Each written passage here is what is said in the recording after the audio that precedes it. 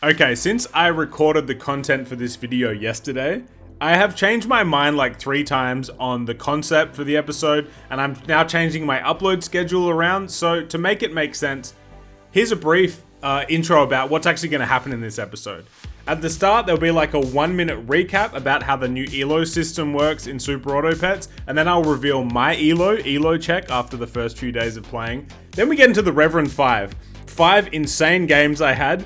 It's a beautiful thing. I'm going to say nothing more. And finally, we get to a Smurf interview. Competitive players know who Smurf is. If you don't know who Smurf is, you're about to find out. And it's about a 10-minute conversation that it's almost like a mini podcast that's coming at the end. But before all of that, I have a special announcement to make. If you take nothing else away from this video, let this be the one thing you take. Monday, the 4th of August. I put in a Boston time and an England time there so you have a frame of reference. It's 26.5 hours after this video goes live. Max Wu vs Smurf in the SAP Summit final. It's a best of 9 series, and you're wondering, what is this? Why should I care about it? You would have heard through my videos of Team Tour, the main team-based competitive Super Auto Pets event. It's a whole lot of fun, but SAP Summit is different. Your average Joe like me can't get into SAP Summit. Only 16 players are allowed in, and they play a season-long event. This is the top 16 active players, basically, which eventually leads to a winner's bracket and a loser's bracket, and from there, 2 people come out in the final, and it's Max Wu, friend of the channel. You're going to see a lot of Max on this channel in the future, wink wink, and Smurf, who you're going to see an interview with in today's video. They are playing in the final. The link is in the description. Take a second right now, click on the link, follow, turn notifications on, and put this in your schedule and be ready to watch it. You get to watch a best of 9 between 2 top players. Even me, who's played a lot of competitive Super Auto Pets, when I watch a SAP Summit set, I'm just like, it's like watching magicians, dude.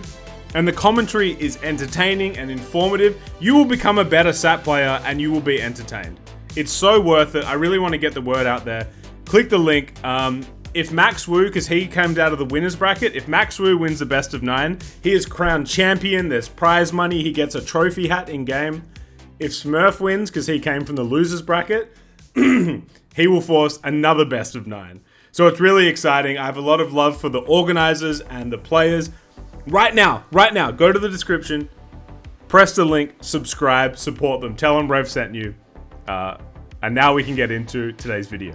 Enjoy. Welcome back to the road to the plug, and oh my lord, I am excited. So this is the 2nd episode of this series. If you missed episode 1, you really should start there, but as a brief recap, the way that ELO and ranked works in Super Auto Pets has been completely reworked.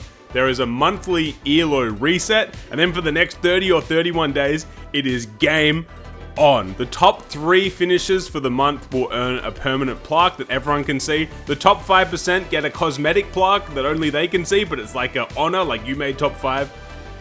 I introduced this in episode 1, and then I invited everyone to get on their own journey. Set yourself a goal for this month and see how high you can go. And I want to do 2 episodes per week. And in those episodes, I'm going to show one of my own games, and also I'm going to interview you. And so many people in the comment section of the first video said they were doing their own climb or they want to be involved in interviews. It's really exciting. I'll touch on this again at the end of the video. But now for episode 2, I'm recording this on Saturday, so we're about 2.5 days in, I think. Maybe 2 days. I want to let you know where I am. You're going to see this on like a Tuesday or something, but I needed to record this today because I am on a hot streak, and I am sitting, where am I? 14th place. Look at me right there, cool cuz. I am in 14th place, and in today's video, I'm gonna bring you the journey of how I got to 14th place. And there is a common notion when it comes to ranked Super Auto Pets that you can only win by playing the meta or a certain way.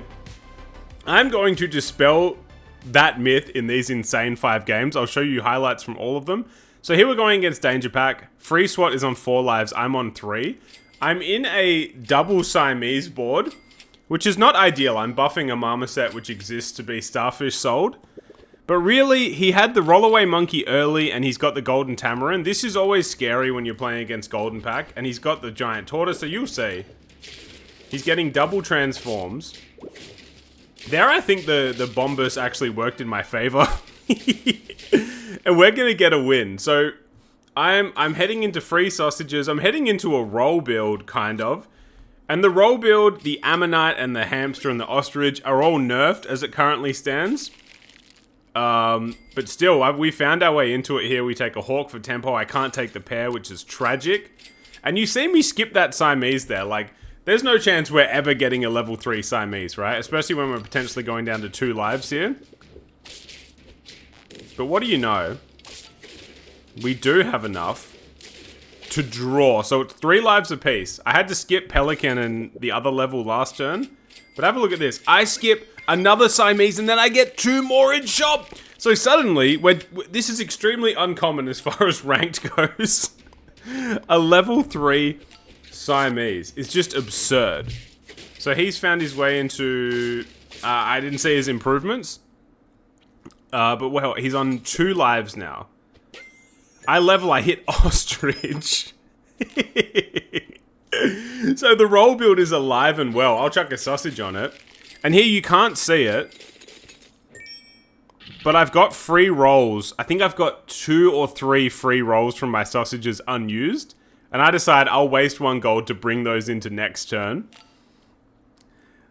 A 21-20 stalk is always nice. Here he gets the ARD, which is always scary.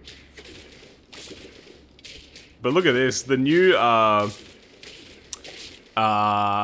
Chimera? That's what it's called, right? It's changed now. The stalk clutches up. And now I have level 2 ostrich into ammonite.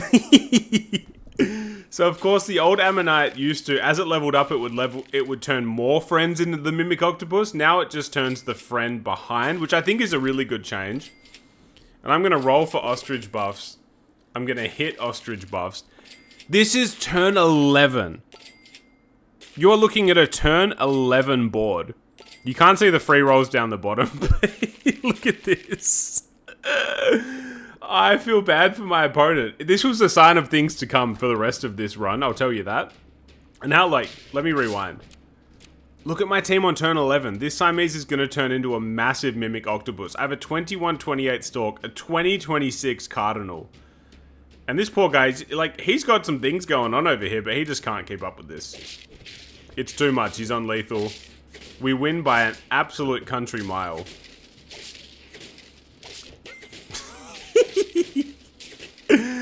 And there it is. Unfortunately, I can't show you the ELO I gained, but I think I was around 1550 coming into this game. And now let's move on to game number 2. Game number 2, we're going against MCats, who is on Puppy Pack. Have a look at my shop entering turn 5. Thank you, Super Auto Bets. Thank you, Teamwood, for giving me all the good things. Then have a look at this.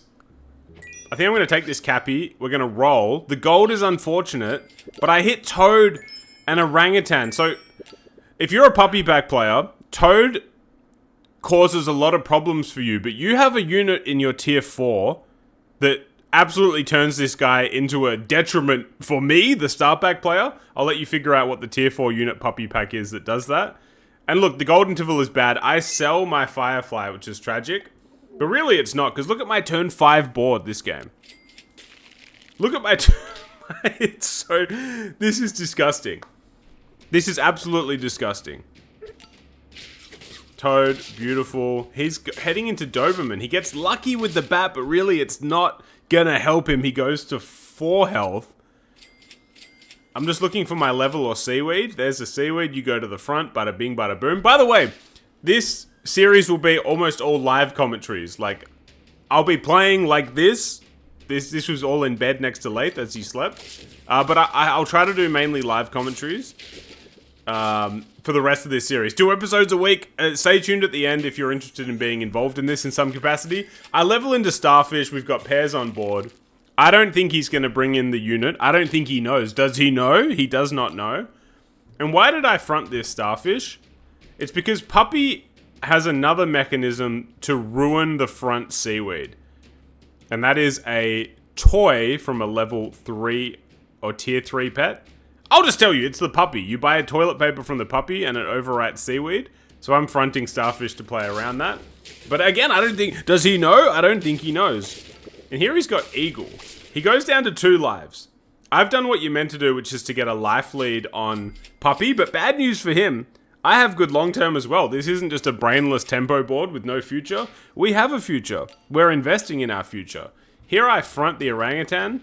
It's a great cheese. One of the finest cheeses you'll ever see. And we're going to win again. So he's on lethal. I have a starfish pivot incoming. And how do I play this? I go for orangutan level. I hit Orca. I choose not to use it this turn. I think maybe I can just knock him out. Like 11-8 was 11-14 with Seaweed is a great unit. So now he's got the Doberman popping off. He's got 2 eagles. He's got Tyrannosaurus. This would normally be pretty scary if he had, let's say he had like 3 lives here. I would be terrified. But the puppy pack player, it is imperative that they save enough lives to get into their scary tier 6s, and this puppy pack player has not been able to do that. And how's this? Now I'm just styling on him at this point. Baguette on my leech. Front the leech. Do I take this vulture? No, I would have... Oh, another one. Not sure. I guess I was just rolling for chocolate or something, but we'll settle for Orca. And now this Doberman is going to be huge and have coconut. But then it's not going to have coconut, thanks to Baguette. The cheese is beautiful. I get an eagle of my own. Thank you, Orca.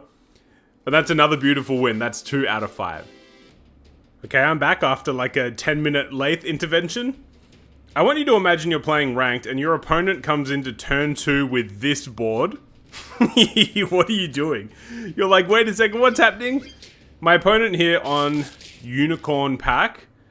And let's play through how this run panned out. It's really interesting. I take Tuna. Normally I'd always opt for Leech in that situation, but with Fireflies on board, and I thought about that Koala, and that Koala will be back, don't you worry. So now have a look at this. We're getting double triggers on our Tuna. And this guy, his ELO was like 1450, so if I see a high ELO Unicorn player, I'm usually terrified. I just don't play... I don't feel confident against this pack, but here, I skipped 2 Koalas. I'm like, alright, look, if you're going to force my hand... I really should have taken the first Koala. Koala is just a wildly underrated unit, in my opinion. Doesn't get value here, but still I'm too strong. And now it's like, okay, down to 4 lives. Maybe it's just Tempo Express. Take the Anteater, the best tempo you'll get in this pack. Look for a level. I decided to take Leech. So now I'm balancing the long term and the tempo here. Leech is just here in case we go late game. I need to have something with numbers. That's actually an Australian band that I used to listen to. We're going to win again. Stork at the back is just very helpful. We're going to march on. They're on 3 lives. It's turn 6 now. Look for a Leech level in case I get into some kind of Pelican line, which seems unlikely, but they probably don't know how to counter. Unicorn has a great Pelican counter. I'm not going to tell you what it is. You're going to have to figure some things out on your own. Although I've said it in previous videos. Here the math seems bad. But actually it's not because we have Stork and we have a pretty reasonable sized Leech on the way. They're down to 2 lives. This is tempo, baby. This is tempo. I hit my Starfish, bring you in, freeze the Vulture. Do we win again here? Have they done anything to address their tempo issues? They've got a Loveland Frogman. So this is a change that snuck by me. It gives stats even if it's not a jump pet, but it's just temp stats. If it is a jump pet, then it's still permanent. Interesting change. I completely missed that one. And here he's getting these stats which are pretty helpful. Oh, I think the caramel mattered there. No one ever expects the 4th position caramel, even though you've been running it for multiple rounds. And here I decide to hold off on the Starfish cell again, because I think I can probably win this turn. And sure enough, we've got enough. Good on you, Mr. Ibex. We thank you for your services. And that's another win. We have out-tempoed the Unicorn player. What's that? 3 in a row? Let's go on to game 4. This battle was scary. So it's a Star Pack mirror. This is the turn 5 battle. Saturn has leveled into double Platypus with some Chihuahua iguana starter battle synergy, and a level 2 stalk. And look at my team. Flaming garbage. I went for the pheasant cardinal line early, and then the jellyfish came. My team is not good, basically, and their team has insane short and long term. But let's see how this battle plays out. Am I going to win here? I don't think so. No, I'm not. So I'm down to 4 lives. They have a better... They're better currently, and they're way better long term. I take iguana purely to win me a round. This green guy, come in. You don't, the orangutan doesn't even help you. Just help me win a single round. I don't care that the iguana is killing my ants. It's a 1-1. Maybe I was winning anyway. Maybe I wasn't. I don't know. So we level, and we level. Pause. If you're me here, what do you do? This is now an interactive video. If you're me here, what do you do? 4 lives to 5. I go for what I'm guessing you would have guessed as well, the trike and the swordfish, because it's just going to give me some tempo. And I like taking swordfish when I have orangutan on board, because then I can do some lollipop shenanigans later. My man now has the level 2 bass and a level 2 platypus, which is terrifying. But we take a win. It's 4 lives apiece. So what does this guy need now? He needs starfish. That's it. You know he's going to get his level 3 platy. He just needs starfish. I take a baguette. A baguette spaghetti. It's turn 8. He's got the starfish. And he's on 4 lives. I'm just thinking like, I'm just screwed. I'm absolutely screwed. And right now I'm thinking, what tech can I get on board that can cause problems later? And then the shop gives me level 2 swordfish. And you could take alpaca there, but I take Spino. I just need a win right now. The longer this game goes, the less chance I have of winning. So it looks like he had a bad turn there and didn't really find much. And even though the platypus is very good for him, I win comfortably. He's down to 2 lives. Now that it's flipped and the clock's ticking for him, he needs to... I guess he's pushing for level 2 starfish. I skip the trike potential level because I just need summons at this point. And what does he have here? He's found an orca. This is level 3, which will make that level 3. I'm going to win this turn, but... God, the next turn was terrifying. I finished the next turn before him and just sat there like, oh my god. I even had time to message my friend Hawkman and be like, this is terrifying. Just sitting there waiting for this guy to finish his turn. So he's on 1 life. Orca is summons and tempo, and I rip a hot dog that might matter. And now you know his team's going to be scary. Let's pause at the start of the next battle. He's on lethal. What does he bring in to try and take down the Reverend? A gigantic orca. A gigantic reindeer. Level 1.5 piranha and the alpaca. But swordfish is going to get his orca down to 4. And therefore the attack on it means nothing. I get a warthog, which is just fun. He gets his trigger, but have a look at the size of my units now. And the big orangutan at the back is going to be enough.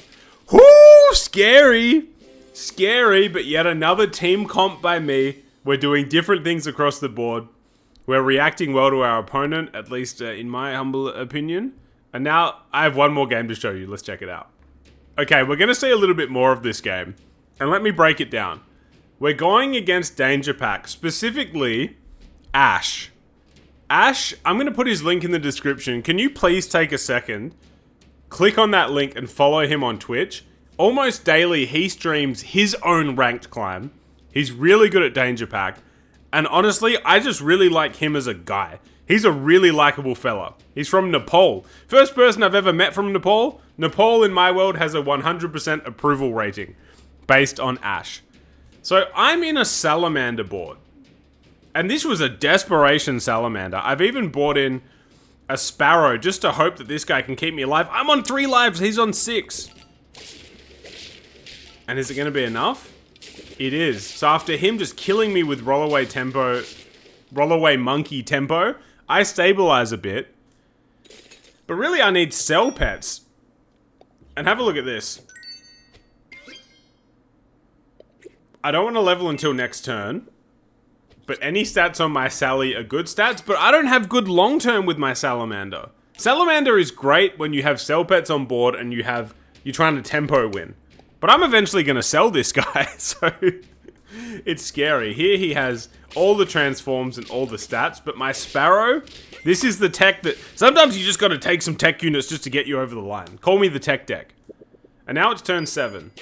I don't think this is a Starfish game. I don't want to spend 6 gold to get this guy up. Or even 5 gold with a shrimp and a mouse. It's not going to happen, so... Forget about the Starfish. We take Ibex. Ibex is a tremendous unit, especially into what he's got going here. And surely we can't keep winning for much longer. Now he's got the White Ochre. We do punch through. But look at that. Perhaps there was better ordering that existed there. The Ibex was tremendous for us. It's still not enough. I'm thinking Donkey. I take Platy, because that's going to work with my Salamander to give it more stats. Now it's double Platy. There was... Let me rewind. Let's talk through this now. This is the thing, and I've said this before, and I'm saying this in my movie I'm making. It's a part of the game you don't get in Arena, which is the mind game, the directly reacting to what someone else is doing, and you're forced to do some funky things. So my board is so weird. I take this Platy. You could think about a Bass and if you want to push for a level 3 baddie and then get back into Starfish.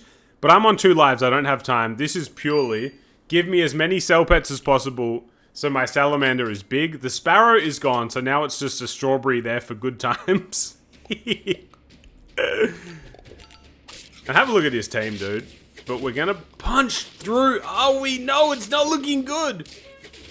Oh lord, it is not looking good. Once again, the cheese positioning by me does not benefit me. There must have been something better I could have done. I'm down to 1 life.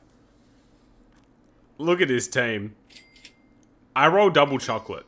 Thank you very much. Let's watch this turn slow. We're going to level. It's a Spino. The Spino's back. But I'm on lethal. This Salamander still has a strawberry. He gets Cocoa Bean. Uh-oh. He misses. He gets Spino. We punch through. Ibex drops it to 1. It's now on extra 1. It's now in the negatives. And the Spino buffs, even though they missed the wrong unit there, it's enough to win. Ash is on 3 lives. I'm on 1. I'm totally scared because now I have to sell my Kiwi, which directly hurts my Salamander. I take a pair. That was a horrible pair. But I took it because I'm desperate, and now I'm just rolling. And I'm like, oh god, I just need something else to try and win me this battle. I sell my Kiwi. That's minus 6 of stats on my Salamander. But it gives me a Vulture. It gives me a fighting chance.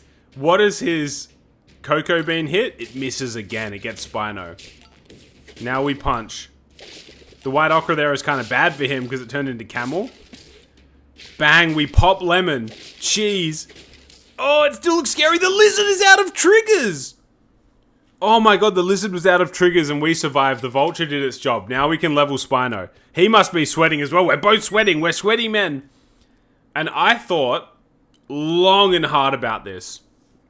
I think this is really tough. Maybe to some players this is a clear decision. But I thought long and hard. Which one do I want here? Extra attack seems lovely on these back units, but I end up opting for the Saber. And I'm going to cheese it as well. We know he's probably going to have front Cocoa Bean. I haven't hit Baguette. He doesn't have front Cocoa Bean. The Saber gets a handy amount of buffs. He's running a 4 squad.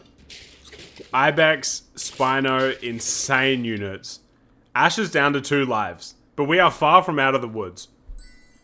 Here comes a Melon. That's lovely. And I decide to celery the Salamander. I'm hoping it can somehow 2-for-1. He gets a Werewolf on turn 12, but it doesn't even matter. I have cheese. double Baycat from his Silky Safaka, which is now on the team, but we're big enough to punch through. I get a Firefly of all things, and now it's lethal v lethal.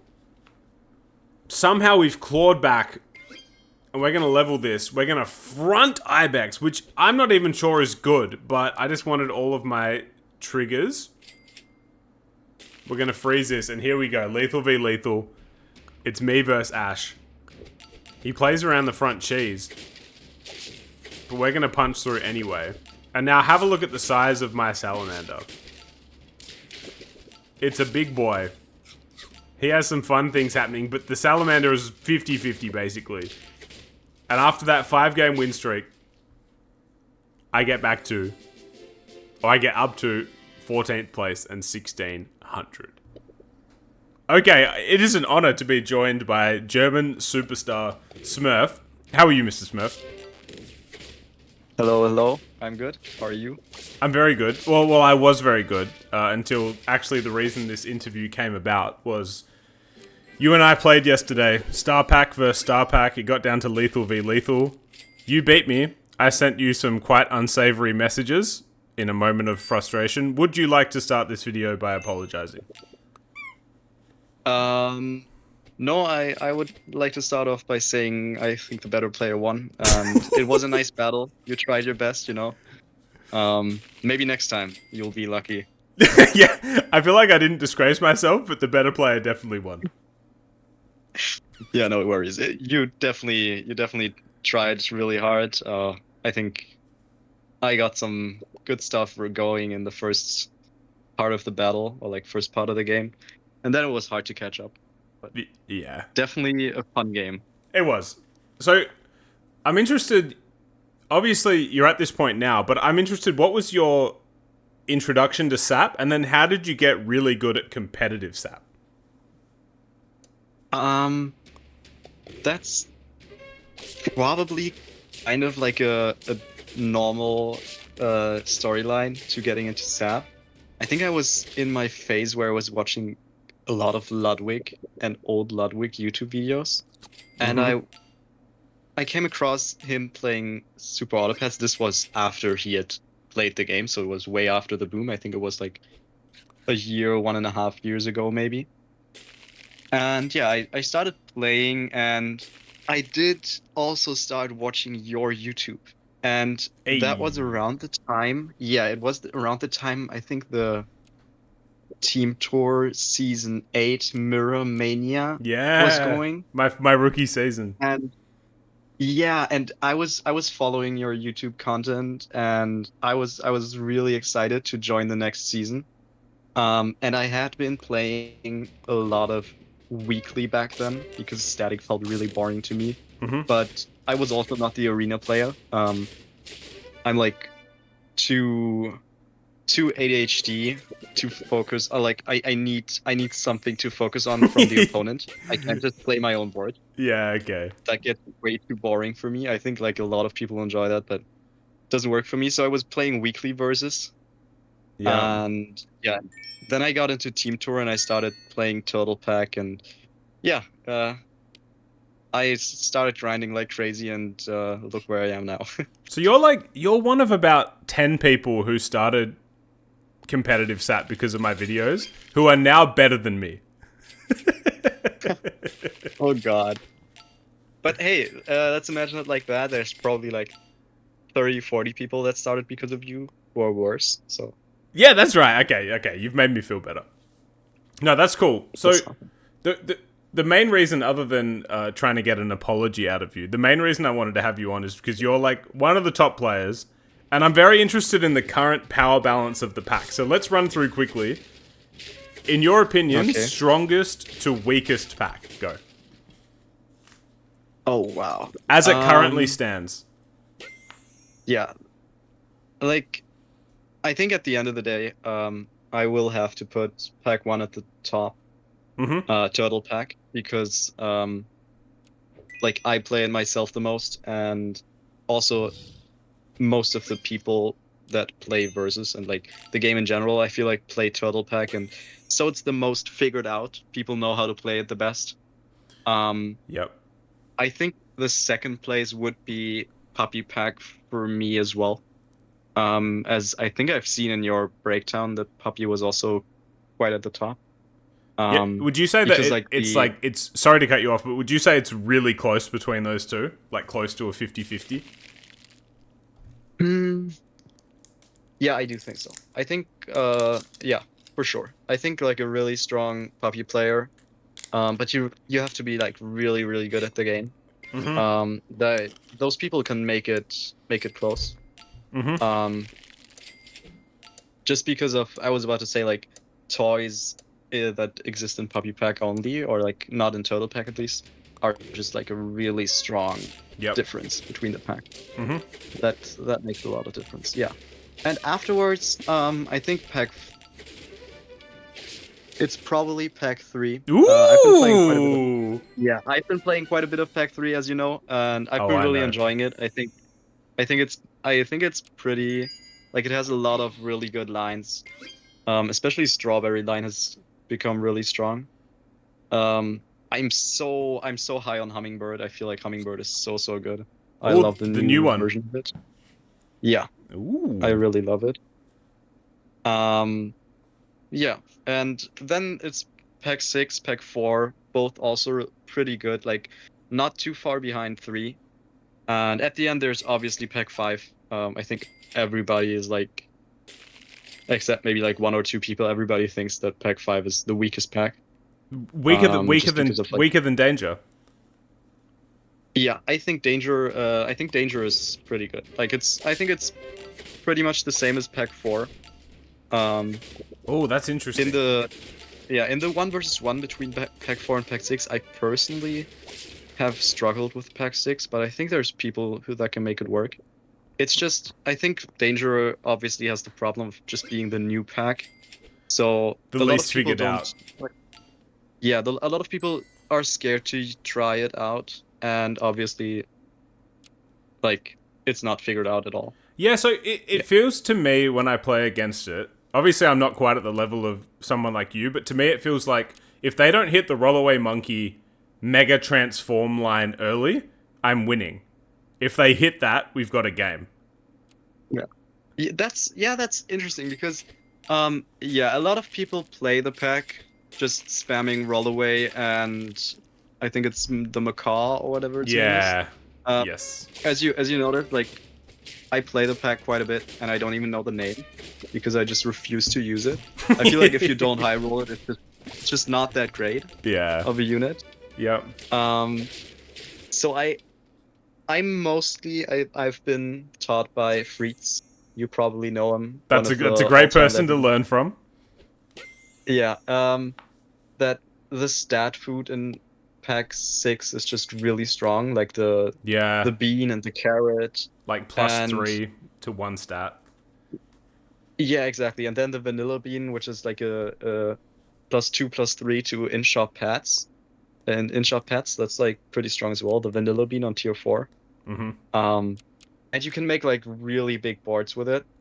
I think it's sometimes hard to navigate, um, because it's just so new, but I think there's a lot of potential in the pack. I myself haven't figured it out completely, but I think there's a lot to learn there. Okay, so just to recap, you've got Turtle, Puppy, Star, Golden, Danger, Unicorn in that order.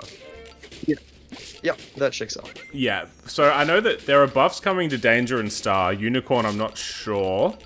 But I guess there's also the point you're making Yeah, that we will learn more in the coming. In addition to the updates, we will learn more, and it's very likely that these things could change. So if someone is yeah, watching this and they're a newer player and they're really locked in, like, oh, I really want to play Unicorn Pack, they shouldn't look at it as like, oh, we need an update or we're screwed. It's very likely that people will learn more things over the coming months, right? you mean Danger Pack or Unicorn Pack? Both. Yeah, I think Unicorn has quite the history of like the devs just being afraid of making it overpowered because it Yes. was way too strong on release. You can Yeah. remember it as well. Yeah. And so I think the devs are a bit afraid to overbuff it.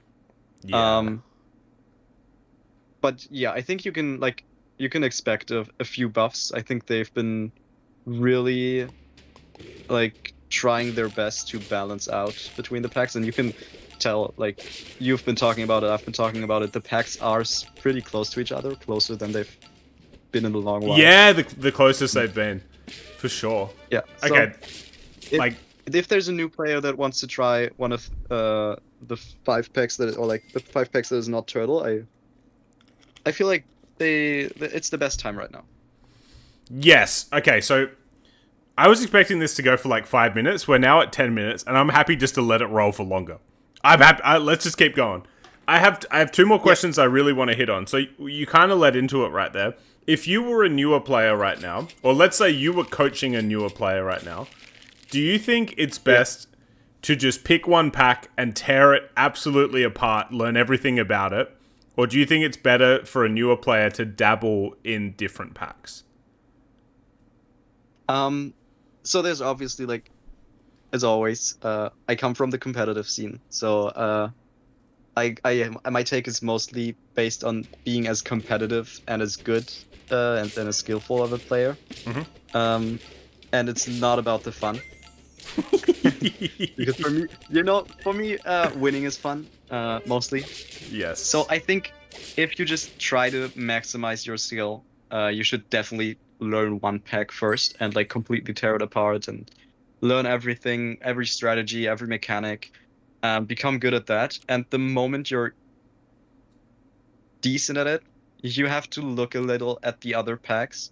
I think just play against them for the first uh, few times, just to like understand what other pets there are and how they counter your teams. Yes.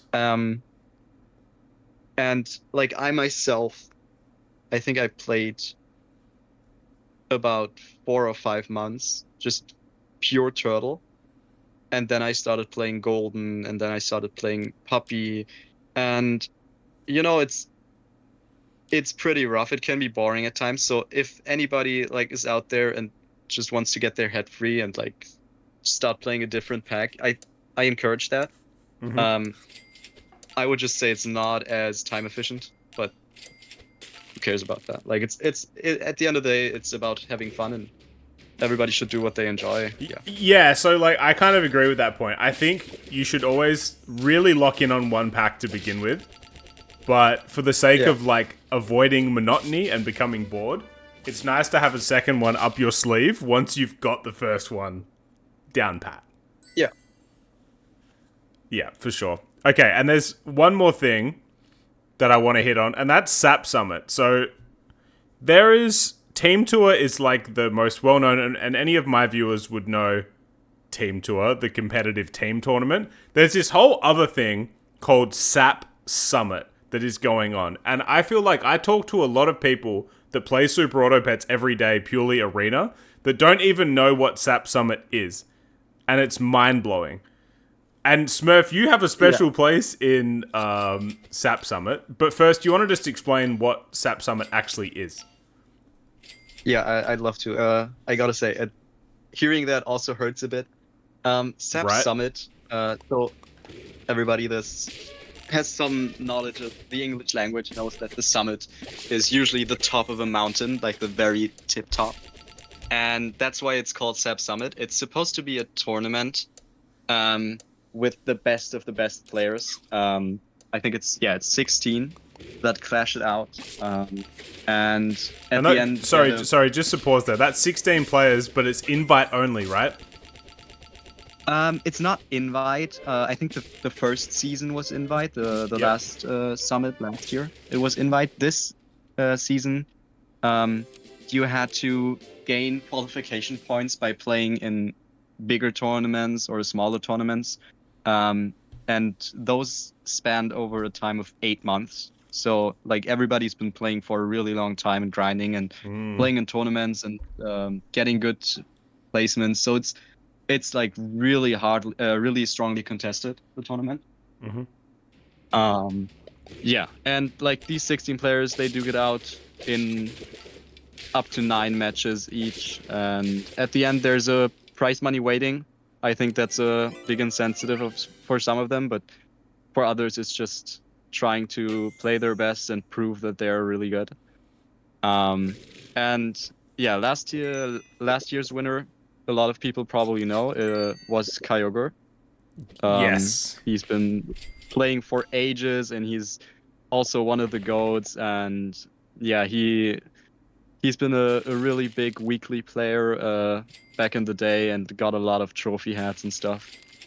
And yeah, I beat him last week in the losers final, and now I'm into the grand final, playing against Max Wu. We have to play 2 matches and find out who's the best. So just pause there yeah. for a sec. So essentially, we're looking at a tournament that is not team-based, but is individual player-based, and it's the best 16 competitive players in the world. You will not make it if you are an average Rev GT kind of competitive player. It's the best of the best, and then at the end, it leads to a winner's bracket and a loser's bracket. And you, Smurf, you are in the final. You're one of exactly. You're one of the last few remaining. It's you versus Max Wu. Correct? Exactly. Like it's just 2 people remaining. I gotta say, I think there's also a lot of people in competitive who disagree with my plays. They think they're better, or they think I'm not as good. But at the end of the day, I got there, and I'm really proud of it. And I'm hoping that everybody will come watch the final. Yes. Watch me lose, watch me win. Okay, so let me plug this really quick. This is where the interview's going to end off, but pay attention, people. We're recording this on Saturday. On the Sunday, Smurf and Max Wu are going to do battle. Because Max Wu won the winner's bracket. On Monday. On Monday. Monday. I don't think I'll be able to get this video out in time. But anyway, they're playing, and it's streamed on all the matches are happening in SAP Summit Twitch. And let me tell you, from a viewing perspective, when you watch SAP Summit, even as someone who plays the game as much as me, every time I watch a SAP Summit stream, I am just like mind blown. It's like watching magicians, right? So Smurf and Max are going to play the final. If Max wins, it's game over. If Smurf wins the first set, it goes to a second set, right? Because you came from the losers bracket, he came from the winners bracket. Yeah. Oh, okay, people, like, click that link in the description and follow SAP Summit. Firstly, you get to watch the best players. Secondly, we're supporting our boy Smurf. I also love Max. So, like, respectfully, I hope the winner is the viewer, because I hope you have good games. Yeah. I'd love to have that too. It's at the end of the day, it's about having fun. I'd love to go into a second set, just to have more content. Also, shout out to the people that organized the tournament and commentated, Violent Vanguard. They've been doing great commentary. I think, like, if you're new to the game or like is a veteran, you can always learn something. They explain a lot of what happens. Dude, like, so it's definitely cool. M-Gods is great, and I love M-God so much as a person. He's great. Violet is like, it's like Violet was put on this earth to commentate Super Auto Pets. She is so good. Yeah, like, she makes it very entertaining. She's totally tapping you into both players, but without just yapping. It's crazy. Yeah. Anyway, Smurf, this sorry to cut you off, but this 5-minute interview has turned into an 18-minute interview. But I hope people learn something. I hope people click on that link and follow Team Tour and support Smurf. And do you have any other any closing words, my friend? Just hello to everyone watching Rev GT. Hope you keep supporting him. I want to watch more Rate Your Gameplay and Ranked, and that only happens when he gets a lot of views. So yeah, and maybe like and subscribe and stuff. Yeah, thank you. And maybe some players that are playing Star Pack Mirrors that get to Lethal v Lethal, maybe they will consider throwing next time, as to make the content easier for Rev. Oh yeah, I will remember that. Don't worry. Nah. All right. Thank you very much, Smurf. Thank you for your time. Bye. Peace out.